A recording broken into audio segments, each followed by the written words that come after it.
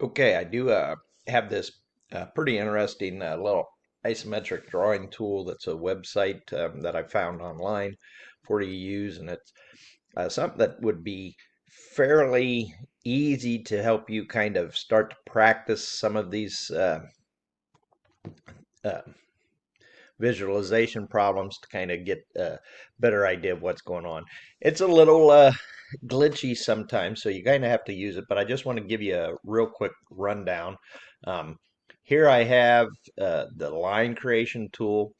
I also have some create an X face, create a Y face, create a Z face. So if you think about that, we could use those for our frontal, horizontal, those different planes. And I can make a cube as well. So I'm going to start by making some cubes. We're just going to kind of place these. Now notice, and I'm not exactly sure, I haven't figured this out 100% yet, but there's some places on here that you can't actually place the cube. So just be mindful of that.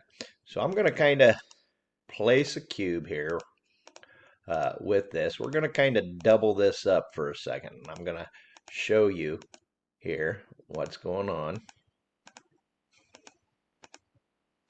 We're just kind of going to make some random items. Okay. And I think that's pretty good for now. I'll go up maybe one more. Nope. See, notice it's red there.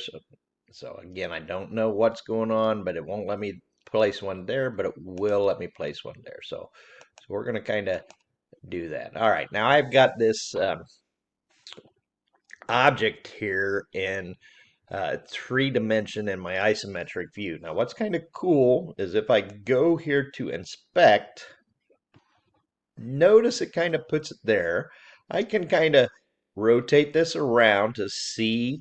You can see where I've missed some stuff in there as I put it there. I can rotate in the X. I can rotate in the Y just so that you can kind of visualize things better. And I can rotate in the Z here as well. So, and what's really cool, well, you can turn the axes on if you and off. You can do it as a wireframe instead of as a solid.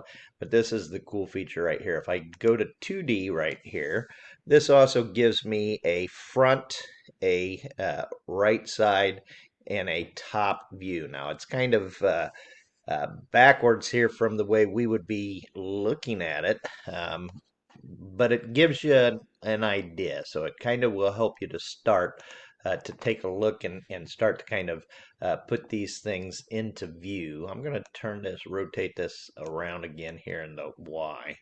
Notice where that's at. So if I wanted to go back and create then, so I'd have to kind of put some other stuff in underneath, or somehow I missed that. I'm not exactly sure. But anyway, so this is a tool here so that you can use. Now I'm kind of going back in and doing what they call exploding these views. So just kind of taking it all back.